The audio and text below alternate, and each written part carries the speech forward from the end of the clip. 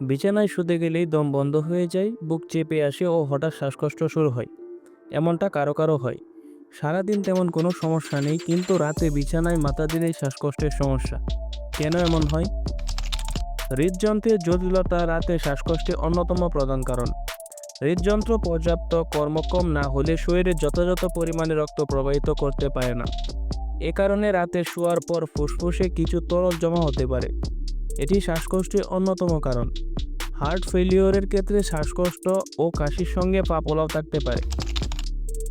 যারা দীর্ঘদিন ধরে হাঁপানির সমস্যায় ভুগছেন তাদের ক্ষেত্রে মধ্যরাত অথবা ভোররাতের দিকে শ্বাসকষ্টের প্রবণতা দেখা যায়। রাতে শ্বাসনালীর মাংসপেশি সংকুচিত হওয়া এবং প্রদাহ বৃদ্ধির প্রবণতা দেখা যায়, যা থেকে শ্বাসকষ্ট হতে পারে। এছাড়া রাতের বেলা যদি ঘরের তাপমাত্রা কিছুটা কম থাকে, ঘরের পর্দা বা কার্পেটের ধুলাবালি থাকে, সেটিও হতে পারে শ্বাসকষ্টের কারণ। হাঁপানির ক্ষেত্রে শ্বাসকষ্টের পাশাপাশি বুকে চাপভাব, কাশি থাকতে পারে। এছাড়া দীর্ঘমেয়াদী ফুসফুসের রোগ যেমন সিওপিডিতে রাতে শুয়ে শ্বাসনালীতে বাধা বেড়ে যাওয়ার প্রভাবে শ্বাসকষ্টের সমস্যা দেখা দেয়। বর্তমান বিশ্বে স্লিপ অ্যাপনিয়ার সমস্যা দিন দিন বাড়ছে। শারীরিক স্থূলতার সঙ্গে এই রোগ সম্পর্কিত। ঘুমের সময় বারবার শ্বাসনালী সংকুচিত হয়ে শ্বাস বন্ধ হয়ে যায়, যাতে করে শরীর পর্যাপ্ত অক্সিজেন পায় না, তাই শ্বাসকষ্ট অনবদ্য হয়।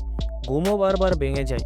স্লিপ অ্যাপনিয়ার উপসর্গ হলো উচ্চ স্বরে নাক ডাকার প্রবণতা, সারাদিন ঘুম ঘুম ভাব, সকালে মাথা ব্যথা, শারীরিক দুর্বলতা। অ্যাসিডিটি হতে পারে রাতে শ্বাসকষ্টের অন্যতম কারণ। অ্যাসিড রিফ্লাক্সের কারণে খাদ্যনালী থেকে অ্যাসিড উঠে আসে, যা আমাদের শ্বাসনালীকে প্রভাবিত করে। এতে রাতে শোবার পরপরই শ্বাসকষ্ট দেখা দেয়।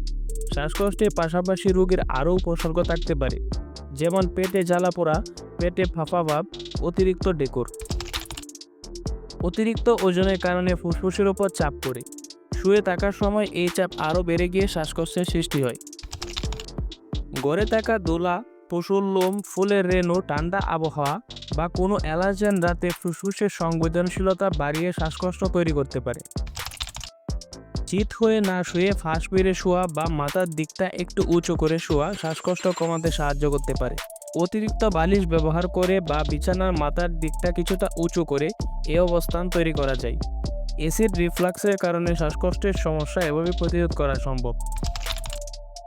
শোয়ার ঘর ধুলাবালি মুক্ত রাখুন। নিয়মিত বিছানার চাদর, বালিশের কভার পরিষ্কার করুন।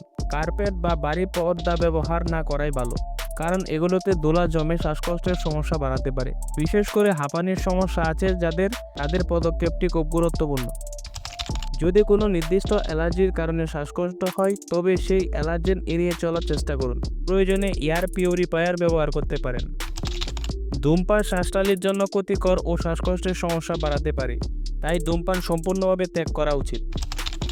রাতের খাবার হালকা খাওয়া উচিত এবং ঘুমাতে যাওয়ার অন্তত 2 থেকে 3 ঘন্টা আগে খাওয়া উচিত। অতিরিক্ত তেল, মশলাযুক্ত খাবার বা অ্যাসিডিক খাবার রাতে এড়িয়ে চলুন। হালকা ব্যায়াম করা স্বাস্থ্যের জন্য উপকারী, তবে ঘুমের ঠিক আগে ভারী ব্যায়াম করা উচিত নয়। অতিরিক্ত ওজন কমাতে পারলে শ্বাসকষ্টের সমস্যা অনেকাংশে কমে যায়। সুষম আহার ও নিয়মিত ব্যায়ামের মাধ্যমে ওজন নিয়ন্ত্রণে রাখা যায়।